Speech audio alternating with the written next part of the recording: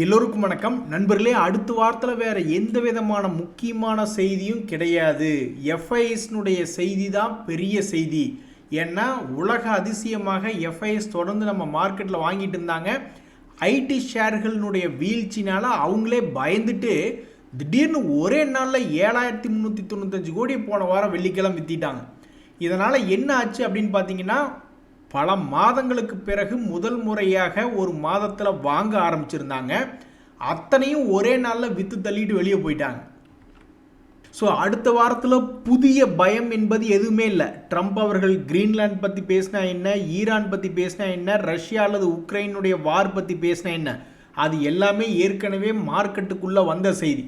இந்த எஃப்ஐஎஸ்னுடைய தகவல்கள் மட்டும்தான் இப்போதைக்கு ரொம்ப ஆக்டிவான தகவலாக இருக்குது. ஸோ அடுத்த வாரத்தில் நம்ம எஃப்ஐஐஸ் நம்மளுடைய நிஃப்டி கீழே விழுகாதபடிக்கு தாங்கி பிடிப்பாங்களா என்னன்றது தெரில. கரெக்டாக 25,200 என்பது 200 டேஸ் மூவிங் ஆவரேஜ் அப்படின்றது இருக்குது. உங்களுக்கு தெரியாதில்ல, நம்மளுடைய நிஃப்டி ஆல்மோஸ்ட் 4000 பாயிண்ட்கள் போன வருஷத்தினுடைய லோலிருந்து ஏறி வந்ததுனால தான் இப்போ பல பங்குகள் புதிய உச்சம் அல்லது ஒரு 40-50% ஏறி இருக்கான். ஆனால் இப்போ மார்க்கெட் உச்சத்தில் இருக்கும்போதே பல்வேறு பங்குகள் கீழே ஆல்ரெடி விழுந்து கிடக்குது. இங்கே பார்த்தீங்களா, இன்ஃபோசிஸ் ஷேர்லாம் கொதிக்கும் வெயிலில் திடீர்னு சீட்டு மேலே ஏறி வந்ததுக்கப்புறம் அம்மா அப்படின்ட்டு நாம் உடனே கீழே இறங்கி நிற்போம். அது மாதிரி ஒரு வேதனையில் தான் இந்த இன்ஃபோசிஸ் ஷேரை கையில் வச்சுருக்கிறவங்களா அம்மா அப்படின்ற ஒரு நிலைமையில் லோ பாயிண்டில் இருக்காங்க. இத்தனைக்கும் மார்க்கெட் உச்சத்தில் இருக்குது. ஆனால் அந்த இன்ஃபோசிஸ் ஷேர் முன்னணி நிறுவனம் அது 1300 ரூபாய்னு அதனுடைய 52 வீக் லோ ப்ரைஸ் அப்படின்றதுல ட்ரேட் ஆகிட்டு இருக்கு. ஆக போன வருஷம் மாதிரி இந்த வருஷம் இன்னொரு 4000 பாயிண்ட்டை மட்டும் இறக்கி விட்டா அவ்வளோதான். தார் ரோட்டில் நம்ம எல்லாம் வெறும் ஷார்ட்ஸை மட்டும் போட்டுட்டு உருண்டதுக்கு சமானம். எப்படியோ நண்பர்களே, என்ன நடந்தாலும் சரி, இந்த சரிவில் ஒவ்வொரு ஷேர்னுடைய வீழ்ச்சியிலையும் ஒரு சிங்கம் மாதிரி பல்வேறு நபர்கள் என்னதான் வீழ்ச்சி நடந்தாலும் என்னதான் நஷ்டத்தை வந்தாலும் அதை தாங்கி பிடித்து கொண்டு ஒரு சிங்கம் மாதிரி அதைய பரிபூர்ணமாக அனுபவிச்சுக்கிட்டு இருக்காங்க. ஸோ எல்லாம் இறக்கத்தில் சிங்கமாகவும் லேசாக ஏறினா போதும். இப்படி இறக்கத்தை முழுசாக அனுபவிச்ச சிங்கமாக இருந்தாலும் ஏற்றத்தில் ஒரு எலி புழக்கை போலே இத்தினூண்டு லாபத்தை எடுத்துக்கிட்டு ஓடி இருப்பாங்க. ஒரு உதாரணத்துக்கு பார்த்தீங்கன்னா, இந்த எல்என்டி ஷேர் என்பதெல்லாம் போன வருஷத்துலேருந்து இப்போ வரைக்குமே அது உச்சத்தில் தான் இருக்குது. 2800 ரூபாய்க்கு தன்னுடைய ரேலியை ஸ்டார்ட் பண்ணிச்சு போன வருஷம். இந்த நொடி வரைக்குமே அது அந்த எல்என்டி என்பது லாபத்தில் தான் இருக்குது. சமீபத்தில் எதுக்கோ இறங்கியிருக்கு, அந்த நியூஸ் நம்மளுக்கு பெருசாக வரல. கரெக்டாக 200 டேஸ் மூவிங் ஆவரேஜை போய் தொட்ட இந்த பங்கு எல்என்டி மறுபடியும் தன்னுடைய பழைய கையை நோக்கி போயிருக்கிறது. அப்போ இந்த முழு லாபத்தை யார் அதிகமாக அனுபவிச்சிருப்பா அப்படின்ற மாதிரி பார்த்தீங்கன்னா, இந்த எல்என்டி எல்லாம் பார்த்தீங்கன்னா அந்த ஷேரை வச்சிருக்கிறதுல பெரும்பாலும் டிஐஎஸ் 42% வச்சுருக்காங்க, எஃப்ஐஎஸ் 20%, ஆக மொத்தம் 63% அவங்க தான் வச்சுருக்காங்க. அவங்க தான் இந்த லாபத்தை முழுமையாக அனுபவிச்சிருப்பாங்க. அடடாடா, எல்ஐசினுடைய பெருமை பாருங்கள். எல்ஐசி ஆல்மோஸ்ட் 12.5% வச்சு முழுமையாக அந்த லாபத்தை அனுபவிச்சிருக்கு. ஆனால் பல்வேறு ரீட்டைலர்ஸ் நம்மளை மாதிரி சாதாரண எளிய மக்கள் பெரும்பாலும் என்ன பண்ணுறாங்கன்னா, இறங்கும்போது முழுசாக அனுபவிப்பாங்க. இந்த இன்ஃபோசிஸ் எல்லாம் பார்த்தீங்களா, இந்த டோரண்ட் ஃபார்மா அப்படின்னு கூட ஒரு பங்கு, எப்படி ஒரு ஃபார்மா கம்பெனியாக இருந்துக்கிட்டு விண்ணை முட்டும் அளவு வளர்ச்சி அடைஞ்சதுன்னே தெரியல. இந்த பங்குமே பல்வேறு நபர்கள் முழுமையாக அனுபவிச்சிருப்பாங்களான்றது தெரியாது. ஏற்றத்தில் சும்மா கீழிருந்து ஏறும்பொழுது ஒரு 4% 5% எடுத்துகிட்டு வெளியே வந்திருப்பாங்க. கடைசியில் பார்த்தா அது ஒரு இமாலய சாதனை என்பது புரிந்திருக்கிறது. அதே மாதிரி நீங்கள் சாதாரணமாகவும் நினச்சிட வேண்டாம். இது முழு லாபத்தையும் அனுபவிக்கிறதுக்கு சைக்காலஜி ரொம்பவுமே ஸ்ட்ராங்காக இருக்கணும். அதுவும் இல்லாமல் trailing stop loss, partial profit booking போன்ற சில ஸ்ட்ராட்டஜிகள்லாம் உபயோகப்படுத்துறது மட்டும் இல்லாமல் மார்க்கெட்டுமே உதவி செய்யணும். இந்த எல்என்டி இப்படி ஏறுறானே அப்படின்னு சொல்லிட்டு நம்ம பார்த்துக்கிட்டு உட்காந்துக்கிட்டு வேறு ஏதாவது ஒரு பங்கில் இந்த இன்ஃபோசிஸோ அல்லது டிஎல்எஃப்ஓ ஏதாவது ஒரு பங்கில் போட்டு உட்காந்துருப்போம். 1.5 வருஷம் ஆகி அது 52 வீக் லோவில் போயிருக்குமே ஒழிஞ்சு மேலே வந்திருக்காது. அப்போ இதிலிருந்து என்ன தெரியுதுன்னா 4 to 5% லாபம் அப்படின்னு பிடிக்கிறாங்க பார்த்தீங்களா. கீழிருந்து லேசாக மேலே ஒரு 4-5% லாபம் பெரும்பாலும் நிறைய பேருக்கு கிடைக்குது. நிறைய பேர் கமெண்ட்டுகளில் போட்டிருக்காங்க, ஆனால் அது எடுத்துனே பல நேரங்களில் 4 to 5% கிடைக்குதுங்க. அதுக்கப்புறம் ஏறுறதும் மறுபடியும் திரும்பி கொடுத்த பணத்தை பிடுங்கிட்டு போகிறதும் நடக்குது அப்படின்ற மாதிரி சொல்கிறாங்க. ஸோ அந்த 4 to 5% லாபம் பிடிக்கிறதெல்லாம் வந்து பணக்காரர்களுடைய வேலை. அவங்க தான் வந்து கீழே எவ்வளவு போனாலும் அந்த சரிவிலே சிங்கமாகவும் 10 லட்ச ரூபா போட்டிருப்பாங்க, அது அப்படியே கீழே இறங்கி கிடக்கும் 30-40%. ஆனால் ஏதாவது ஒரு 50,000 ரூபாய்க்கு இது பொசிஷன் எடுத்திருப்பாங்க, அது 4% ஏறினா கூட விற்று விட்டுட்டு மறுபடியும் வேறு என்னத்தையாவது போய் வாங்கி விற்றுக்கிட்டு இருப்பாங்க, லாக் ஆனதையே கண்டுக்க மாட்டாங்க. அதனால் ரீட்டைலர்ஸ் வந்து பெரும்பாலும் என்ன பண்ணுறாங்க அப்படின்னா, இதுக்கு நம்மளுக்கு வேலையாகாது, பல பங்குகளை பிரித்து எடுத்து ஒவ்வொரு பங்குகளையும் கொஞ்சம் கொஞ்சமாக போட்டு வைக்கிறது தான் ஒரு முழு லாபத்தை அடையக்கூடிய ஒரு வழி. அப்படி இல்லைன்னா சிவனேன்னு மியூச்சுவல் ஃபண்டுகளில் பணத்தை போட்டு ஆண்டவா அப்படின்னு உட்காந்துருந்தா கூட அந்த மியூச்சுவல் ஃபண்டுகளில் ப்ரொஃபஷனல் மேனேஜர்ஸ் ஏதாவது ஒரு வழி பண்ணி தருவாங்க. அதுலேயும் மார்க்கெட் ரிஸ்க் இருக்குது. இருந்தாலும் ஒரு நண்பர் சொல்கிறாரு பாருங்க, நண்பா மியூச்சுவல் ஃபண்டுகளில் நான் 2 வருஷமாக எஸ்ஐபி மூலியமாக முதலீடு பண்ணிக்கிட்டு இருந்தேன், எப்படியும் ஒரு 12% இந்த நிஃப்டியில் நிஃப்டி 50 இண்டெக்ஸில் போட்டிருக்காரு, என்ன இதில் போட்டிருக்காருன்னு தெரில, ஒரு பரவாயில்ல கடந்த 2 வருடங்களில் அது ஒரு 12% பிடிச்சி கொடுத்துருக்கு. அது மட்டும் இல்லை, நான் மார்க்கெட் சுமாராக வேல்யூவேஷன் ஜாஸ்தியாக இருக்கிறதுனால தான் நான் கொஞ்சம் கொஞ்சமாக மாதம் வாங்கிட்டு இருக்கேன். ஒருவேளை மார்க்கெட்டில் திடீர்னு ஒரு பெரிய கிராஷ் வந்ததுன்னு வச்சிங்களேன், அப்போ நான் வந்து உள்ள பல்கை இறங்கிடுவேன். வாரன் பஃபட் அவர்கள் அப்படி தான் சொல்லிக்கிட்டு இருந்தார். உங்களுக்கு வந்து மார்க்கெட் பயங்கரமாக கிராஷ் ஆகிடுச்சு அப்படின்னு தெரிஞ்சதுன்னா சும்மா பணத்தை பேங்க்கில் வச்சுக்கிட்டு என்ன பண்ண போகிறீங்க அப்படின்ற மாதிரி வாரன் பஃபட் அவர்கள் வந்து, நீங்கள் ஒரு சரியாக தெரியுது, ஏதாவது ஒரு இடத்துல பெருசாக தெரியுது திரும்புது அப்படின்னு உங்களுக்கு வரும்பொழுது அதுக்குண்டான நடவடிக்கைகள் எடுக்கணும் அப்படின்ற மாதிரி சொல்லியிருப்பார். அது போன்ற கருத்துக்களை தான் இந்த நண்பனுடைய எக்ஸ்பீரியன்ஸ் சொல்லுது. பரமசிவம் நீ எப்போ கீழே வந்து உட்காந்த அப்படின்ற மாதிரி இந்த ஹெச்டிஎஃப்சி பேங்க் அப்படின்ற பங்கை பார்க்கும்போது திடீர்னு ஒரு 6 month லோ மட்டும் இல்லை, ஆல்மோஸ்ட் போன வருஷத்தினுடைய ஏப்ரல் மாதத்தினுடைய லோ ஆல்மோஸ்ட் 52 வீக் லோன்னு எடுத்துக்குங்களேன். ஹெச்டிஎஃப்சி பேங்க் 52 வீக் லோனில் வந்து இப்போ அவன் திணறிட்டிக்கிட்டு இருக்கு அந்த ஷேரினுடைய விலை. இனி இந்த பங்கினுடைய விலை என்பது கடந்த ஒரு மாதமாக இந்த 2026 இந்த 900 ரேஞ்ச் அப்படின்றதில் தடுத்து நிறுத்தி அதை ஏற்றுவதும் இறக்குவதுமாகவே இருக்குது. அப்போ ஏதாவது ஒரு சிறிய ஏற்றம் என்பது வரப்போகிறதா அல்லது இறக்கம் வரப்போகுதா அப்படின்ற ஒரு சுவாரஸ்யமான பங்காக இந்த ஹெச்டிஎஃப்சி பேங்க் அப்படின்றது இருக்குது.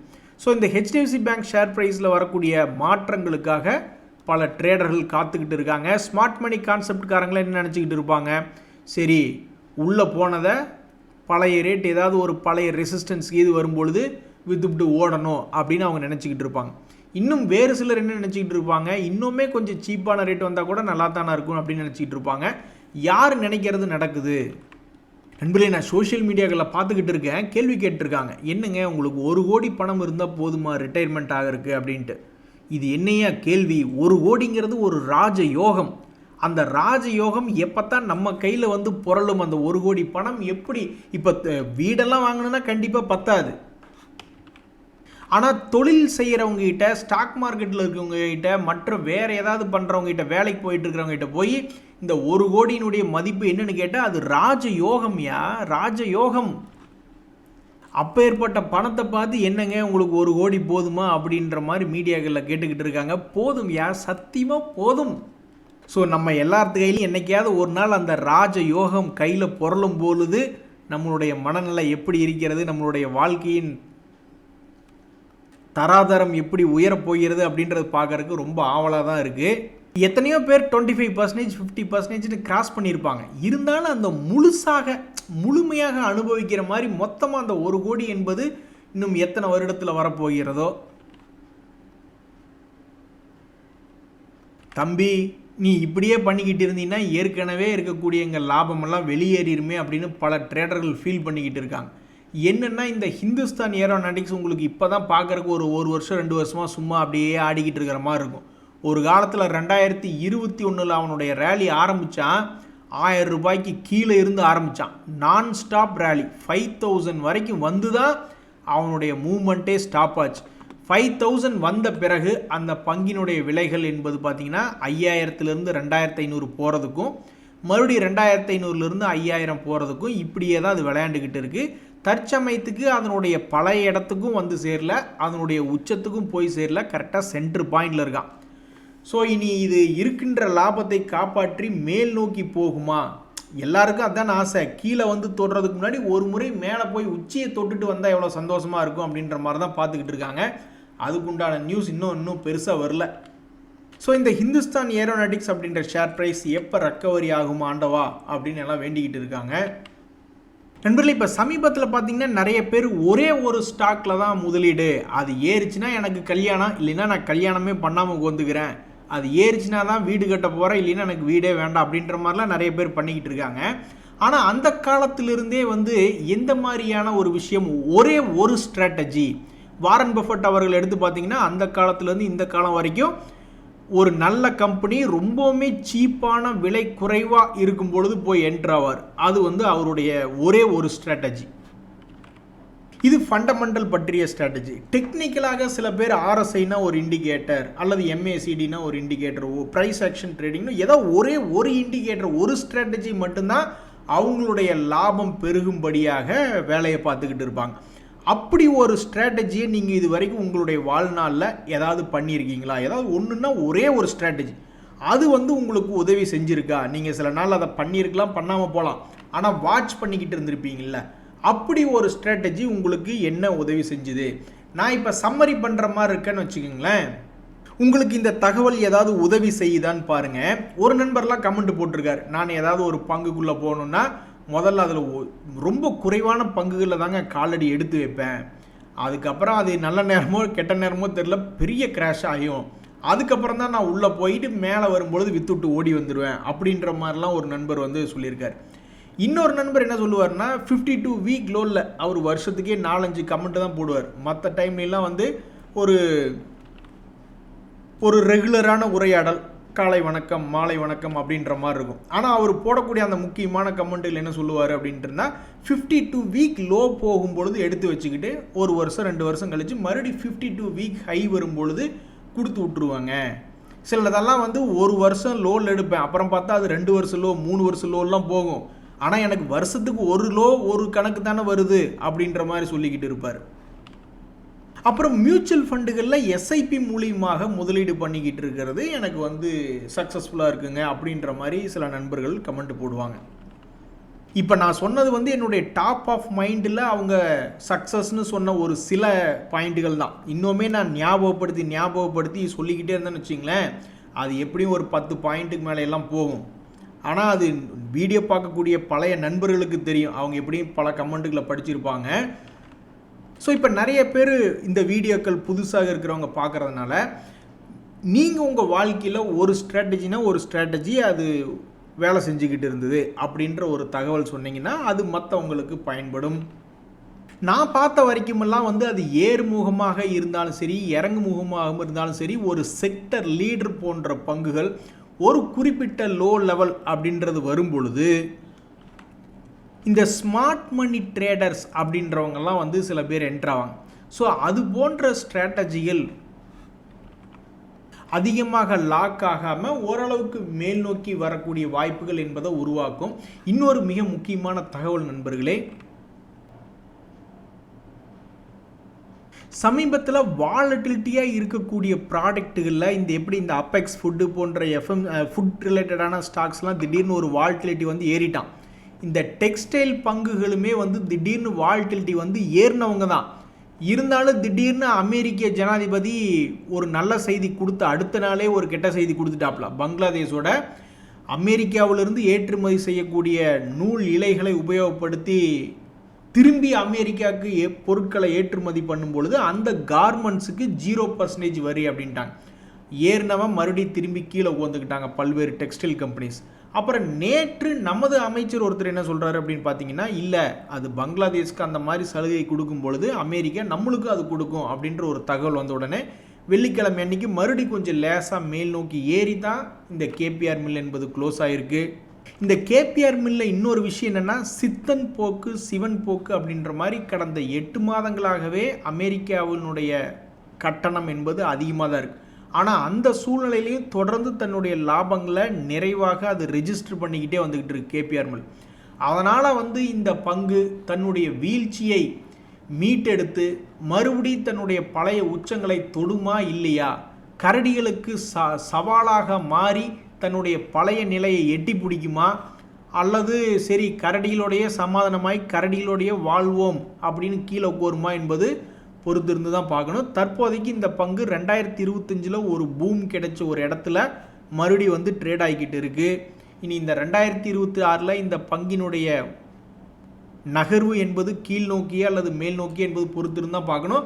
ஆனால் ஒரு விஷயம் என்னென்னா, இந்த 2026 ரொம்பவும் அதிகமான வாலட்டிலிட்டி கொண்ட செக்டர்களில் இந்த டெக்ஸ்டைல் துறை இருக்குது. அதுக்கு முக்கியமான காரணம் யூஎஸ் இந்தியா ட்ரேட் டீல் மற்றும் European union India trade deal. அட பாவி, உங்கள் கும்பா திட்டம் எப்போது நிறைவடையும்னே தெரியலையே, உன் வாழ்க்கையில் ஜில் ஜில்னு ஒரு சந்தோஷம் வருமா வராதா அப்படின்ற மாதிரி ஆட்டோ துறையில் 2 பேர் தான் நண்பர்களே. ஒன்று இந்த பேட்ரி, நீங்கள் லைட்டிங் ரிலேட்டடான கிளாஸ் ரிலேட்டடான எடுத்தாலும் சரி, டயர் ரிலேட்டடான எடுத்தாலும் சரி, ஆயில் ரிலேட்டடாக எடுத்தாலும் சரி, ஆட்டோ பார்ட்ஸில் வேறு என்ன எடுத்தாலும் சரி, அல்லது ஆட்டோ செக்டரில் மேனுஃபேக்சரிங் எடுத்துக்கிட்டாலும் சரி, எல்லா பயிலும் நல்லா தான் இருக்கான்.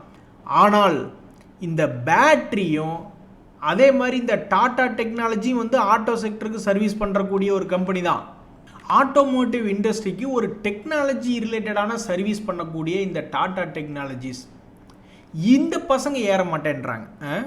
இந்த பேட்டரியும் இந்த டெக்னாலஜிஸ், ஆட்டோ துறைக்கு தேவையான டெக்னாலஜிஸை வழங்கக்கூடிய இந்த டாடா டெக்னாலஜிஸ் கம்பெனி உங்களுக்கு இழிச்சு வாங்களா இனியா நினச்சிக்கிட்டு இருக்கீங்க? 1300 600 ஆல்மோஸ்ட் 50% இறக்கி விட்டு வேடிக்கை பார்த்துக்கிட்டு இருக்கீங்க. நான் நினைக்கிறேன் இது மார்க்கெட் ஓவராக இதை நல்லா இருந்தது. அப்போ 2023 2024 மார்க்கெட் நல்லா இருந்தது.